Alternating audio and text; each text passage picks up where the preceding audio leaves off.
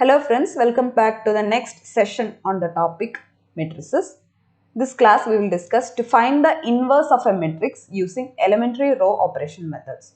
Let me start with describing you what is this elementary row operations that could be performed on a matrix. For that I am going to take a matrix of order 2 by 2.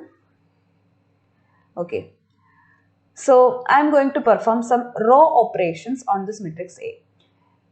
To do that, I have to name the rows first, isn't it? So the row 1 is termed as R1 and row 2 as R2. Okay, we need not want this column, that is column 1 and column 2.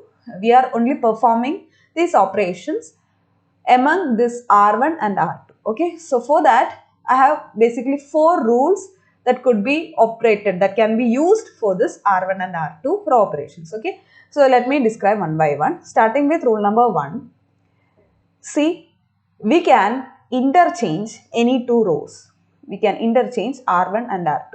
Or generally, let me tell you that Rm and the mth row Rm and the nth row Rn can be interchanged. That can be exchanged. So for here in this case, I can interchange R1 and R2. Which means on applying this rule for this matrix A, I can make this matrix A as the interchanged R1 and R2, that is CD on the top and AB on the down. So here I have performed the operations R1 interchanged to R2. Okay, so this is one of the rules.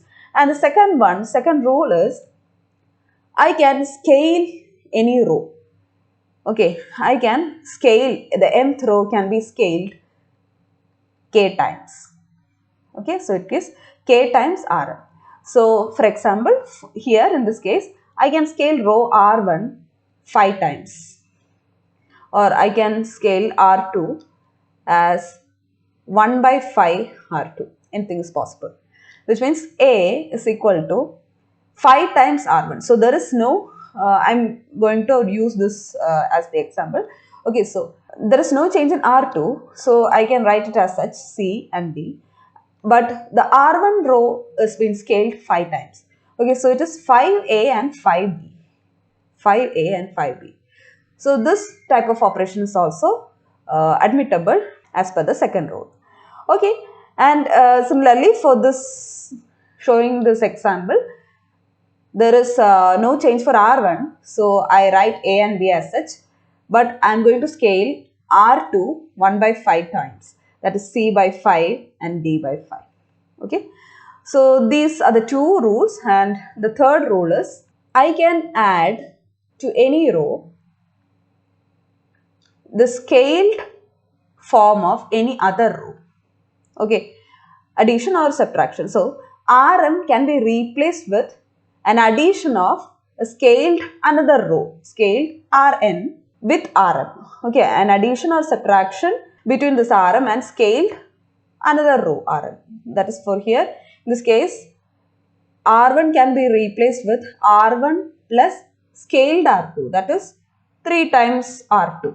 This is possible. Example. See, there is change in R1 only. So R2 has no change. So C and D can be written as such. But now R1 is going to be replaced with R1 plus thrice R2. That is, in order to fill up this entry is R1 plus thrice R2. The element of the first row R1. This entry is the term over here. What is the term over here? That is A. Plus thrice R2. R2 means the corresponding second row element. That means for at this position, in the second row, you will have C, isn't it? Look at the previous matrix, the former matrix. So here I am adding this A with thrice the corresponding R2 element. So you just need to follow that column as such. So thrice C. Okay, so here it becomes A plus thrice C. Okay, the corresponding R2 element should be taken over here. Okay, and similarly for this R1 element, this is the another R1 position, isn't it? So here R1, the previous R1 element, what is that? B plus thrice into corresponding R2 element. So follow that column itself, that should be kept in your mind. So follow that column only, so which is D here. So it is now B plus 3D. Okay, so this type of operation can also be performed as per rule number 3. Now the final rule, rule number 4, here it says that you cannot add simply a number to this element, I mean to this row, or you cannot subtract any number from a particular row. Okay, so addition or subtraction of any number cannot be performed. Okay, that is for here you cannot do like R1 plus 3, this is not possible. Like A plus 3, B plus 3, this is not admissible. Okay, so you cannot do this kind of operations as per the elementary row operation methods.